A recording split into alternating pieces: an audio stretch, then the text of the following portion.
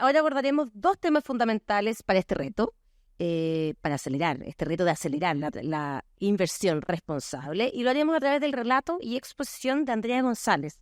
Ella es directora general de Spain SIF, quien profundizará en tópicos tales como la rentabilidad, las diferentes estrategias avanzadas en inversión sostenible y el desafío relacionado a los datos corporativos de sostenibilidad. Andrea es economista especializada en sostenibilidad y responsabilidad social corporativa.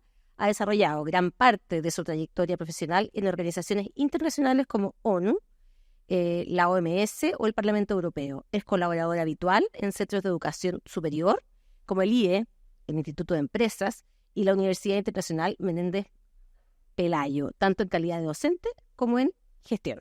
Por favor, Andrea, te invitamos a adelante.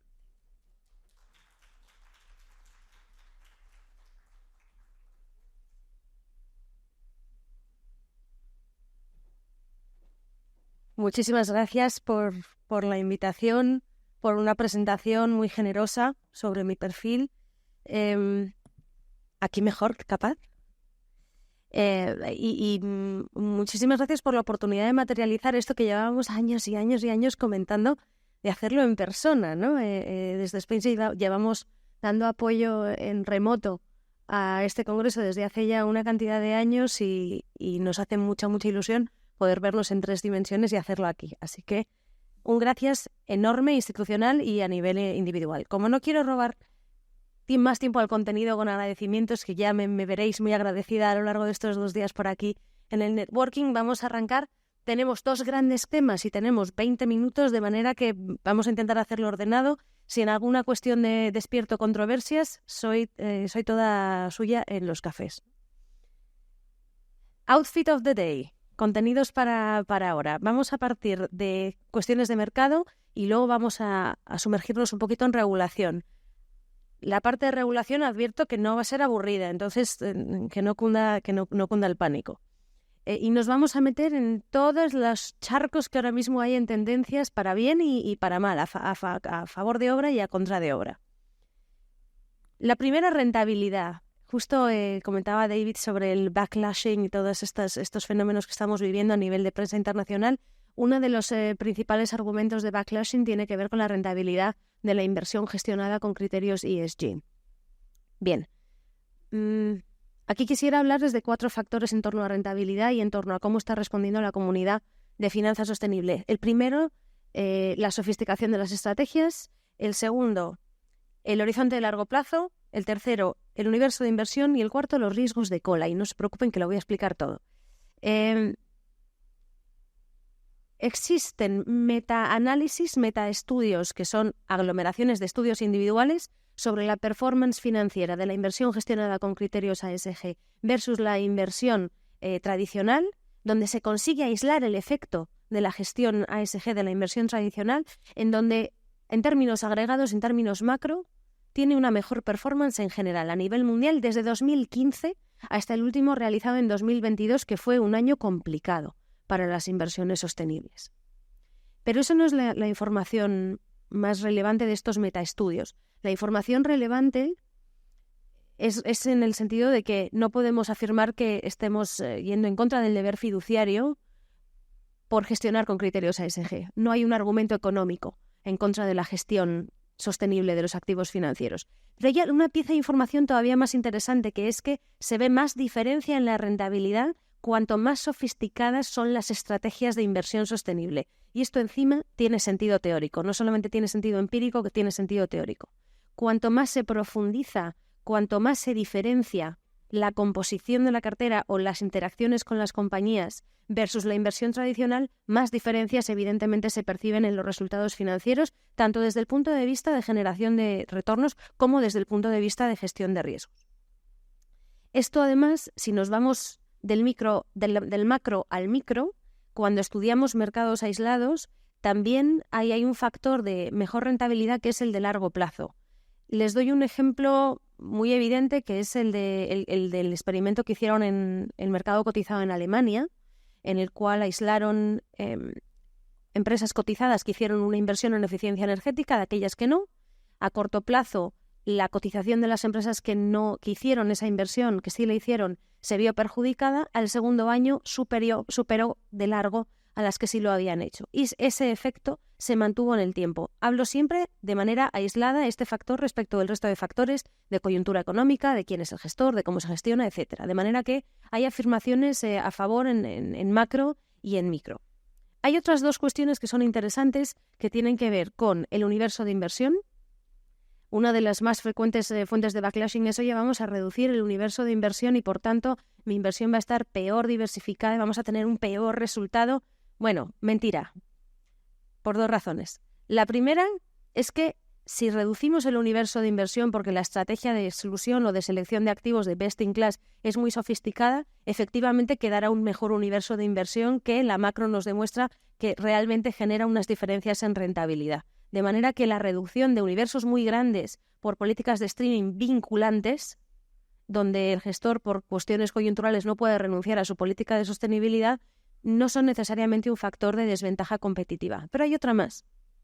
En mercados donde el universo de inversión no es muy grande, es la sofisticación de esas estrategias, es poder hacer engagement con las compañías para que verdaderamente generen cambios en las cuestiones de sostenibilidad donde están los retornos. De manera que reduzcamos o no el universo de inversión es la sofisticación de la estrategia lo que determina las consecuencias en rentabilidad de la gestión ASG.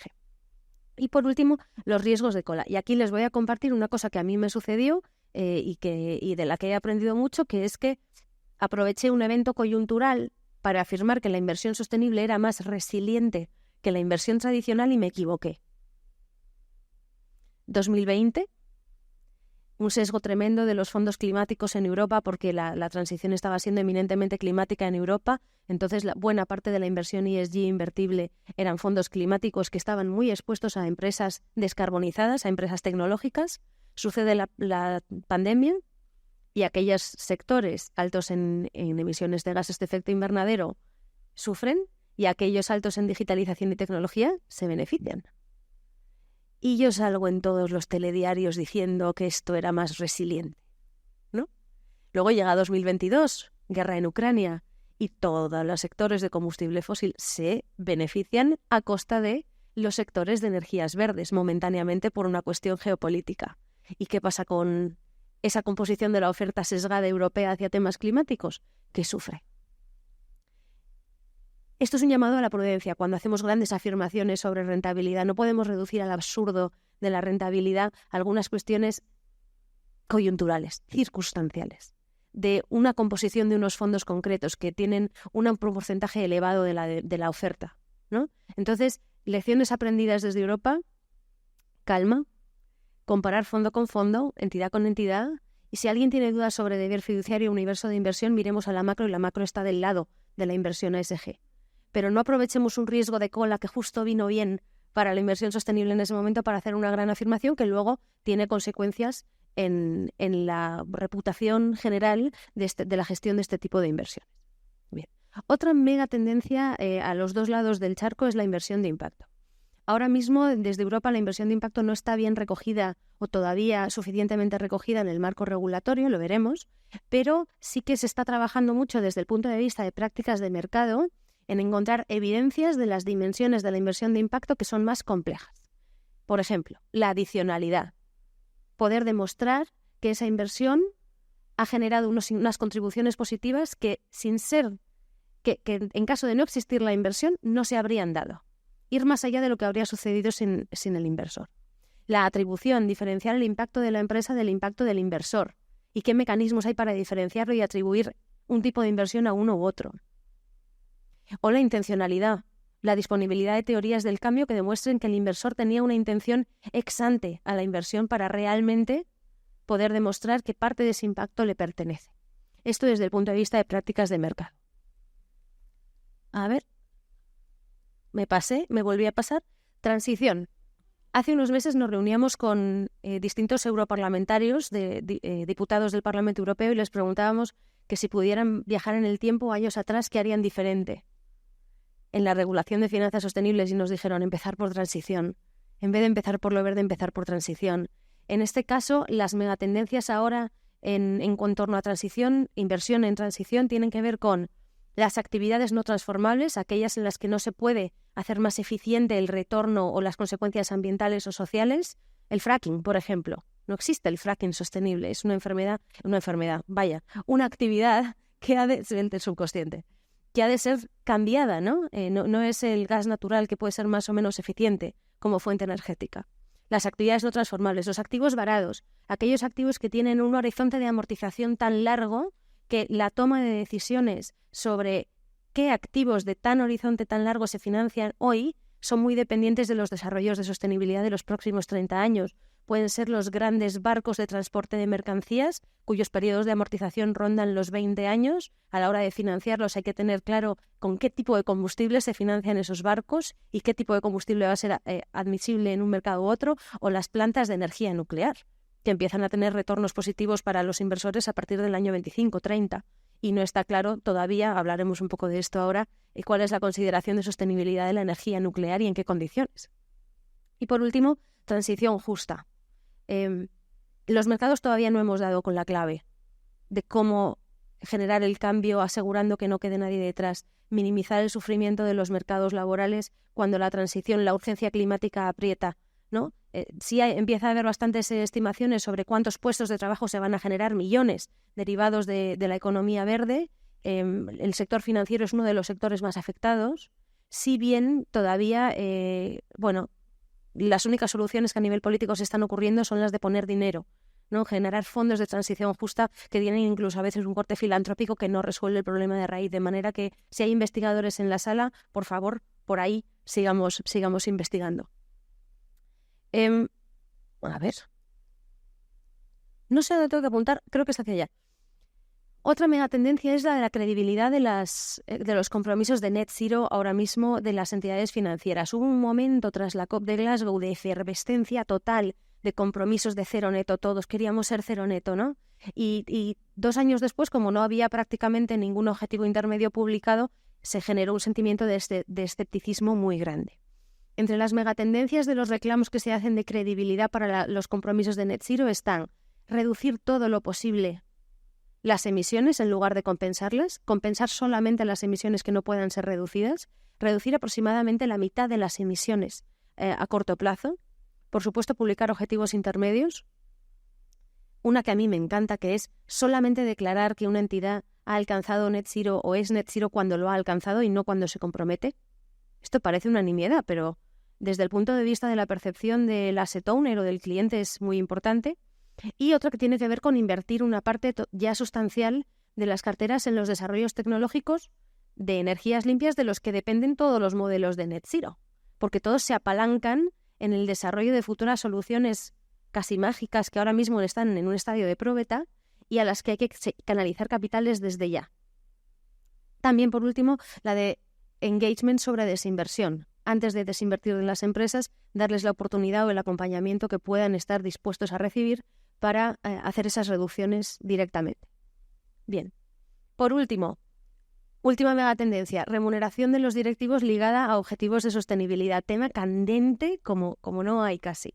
Ahora mismo se considera en Europa una buena práctica que esté ligado en el torno de un 5% de la remuneración de los directivos al cumplimiento de objetivos de sostenibilidad. Y aquellas entidades que son más reacias a este fenómeno, a esta nueva práctica, están recibiendo activismo accionarial en las juntas de accionistas de distintos grupos, tanto de inversores como de entidades sin ánimo de lucro, solicitándolo de manera más o menos beligerante, pero bueno, solicitándolo, ¿no? Entonces se considera un tema prioritario. Las cuestiones sobre las que también se hace bastante activismo accionarial, ir a las juntas de accionistas a votar en contra normalmente de la remuneración de los directivos, es para exigir cuestiones en torno a los planes de transición y adaptación climática y a los planes de igualdad de género. Cierro capítulo de tendencias y abro capítulo regulatorio, que además es mi favorito. La primera pata del capítulo regulatorio tiene que ver con el inversor particular. En Europa, desde agosto desde el 2002, le preguntamos al inversor particular si tiene preferencias de sostenibilidad en la conversación con el asesor financiero. Y si el minorista tiene preferencias, le tenemos que hacer una oferta de producto sostenible. Pero el vocabulario en el que le ha llegado la pregunta de sostenibilidad es muy poco accesible. Muy, muy poco accesible. Se le pregunta si quiere alineación con taxonomía y cuánta. se le pregunta si quiere artículos 8 y 9 SFDR, o sea, artículos tal y como están clasificados en un reglamento de divulgación de sostenibilidad a alto nivel, un reglamento para entidades. Se le pregunta si quiere integración de PIAs, de principales incidencias adversas. Entonces al cliente minorista se le sueltan 4 o 5 acrónimos y se le preguntan por porcentajes y el cliente difícilmente comprende nada. Entonces, incluso en el caso de que aproximadamente el 20% dicen que tienen preferencias de sostenibilidad, cuando llegan esas preguntas más técnicas, ni el asesor ni el cliente se sienten cómodos con la terminología. De manera que esa es un poco la situación ahora mismo. Sí estamos entrando en la conversación con el cliente, pero la realidad es que hay unas barreras del lenguaje que son difíciles de evitar. Sobre el reglamento de divulgación, Europa pone en marcha un reglamento de divulgación que realmente fue muy influyente porque puso el tema en el centro de la mesa de todas las entidades financieras y todas tuvieron una conversación sobre cómo iban a clasificar sus fondos, si fondos con objetivos de sostenibilidad, como dice el artículo 9, fondos con características sociales y ambientales, como dice el artículo 8. La composición es, pues de muchos fondos que integran o no integran cuestiones de riesgos de sostenibilidad, unos en el torno del entre el 20 y el 40% de fondos que persiguen características ambientales y sociales y en torno a entre un 3 y un 5% a día de hoy de fondos que persiguen objetivos de sostenibilidad. Dependiendo del proveedor vemos unas cosas, vemos otras, ¿no? Este sistema de divulgación se ha utilizado como sistema de etiquetado porque no había sistema de etiquetado. Entonces se han utilizado los artículos de un reglamento de divulgación como etiquetado para intercambiar cromos, para enseñar fondos. Mi fondo es un 9, mi fondo es un 8, refiriéndose al número de los artículos de un reglamento de divulgación, porque la Unión Europea falló a la hora de diseñar etiquetas para los productos financieros porque los organismos no se pusieron de acuerdo en los umbrales mínimos de composición de las etiquetas, que es uno de los temas en los que siempre hay discusión, ¿no? ¿A partir de cuánto inversión sostenible dentro de un fondo se considera el fondo sostenible? ¿El 50%? ¿El 80%? ¿Qué pasa con lo que no es porcentaje de inversión sostenible? ¿Puede ser cualquier tipo de inversión? ¿Puedo tener el 51% de un fondo en energía renovable y el 49% en lo que sea? ¿No? Entonces es ahí donde la conversación se quedó más atascada a nivel europeo y por eso se está utilizando el marco de divulgación como marco de etiquetado y es ahora mismo se está teniendo la conversación sobre si lo que es necesario realmente es un marco de etiquetado. Taxonomía o taxomanía, depende del día. La taxonomía verde europea se puede considerar que está completada ya, con su sistema de listado de actividades económicas, con contribuciones sustanciales a los objetivos ambientales, con unas mínimas salvaguardas sociales y con las cláusulas de no hacer daño significativo al resto de objetivos ambientales. Ha habido una cuestión de mucha controversia en el desarrollo de la taxonomía que fue la inclusión de dos fuentes de energía que son el gas natural y la energía nuclear.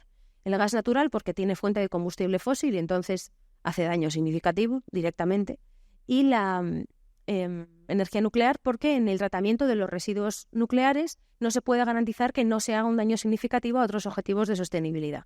Esto fue resultado de un proceso de lobby de Alemania y Francia, cada uno por las razones geopolíticas que fuesen, que en el Consejo de la Unión Europea vetaron la normativa si no se incluían esas fuentes de energía. De manera que la taxonomía pasó de tener dos tipos de actividades, las de contribución sustancial y las que facilitaban las de contribución sustancial, a tener un tercer tipo de actividad, que son las actividades de transición, que son aquellas que están destinadas a desaparecer de la taxonomía eventualmente y para las que no existe una alternativa económica o tecnológicamente viable en el presente. De manera que ya no es una taxonomía verde, es una taxonomía verde y marrón. Tienen los dos componentes. Última mega tendencia de última hora de este verano, además de regulación en Europa, es la supervisión de la terminología de sostenibilidad en los nombres de los fondos de inversión. Está supervisada la composición, está supervisada la divulgación, está supervisada la alineación taxonómica. No hay nada de regulación que obligue a invertir con criterios de sostenibilidad. La regulación que existe es puramente de divulgación de información de sostenibilidad y esa información sí está supervisada. Pero ninguna parte de la regulación obliga a invertir. Sí, ahora va a estar supervisado también el uso de palabras.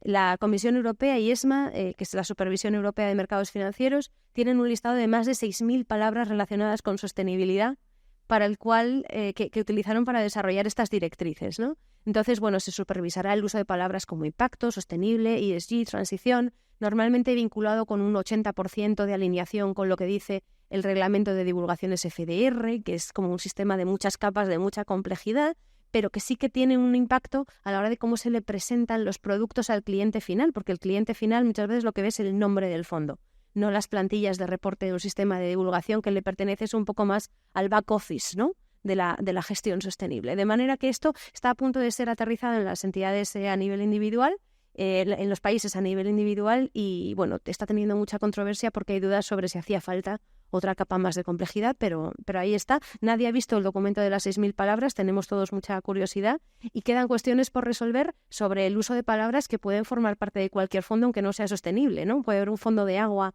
que no sea sostenible y entonces ¿cómo se va a desarrollar eso? Y por último, lo que tiene que ver con información corporativa de sostenibilidad. La gasolina que necesitamos desde la inversión sostenible para tomar decisiones.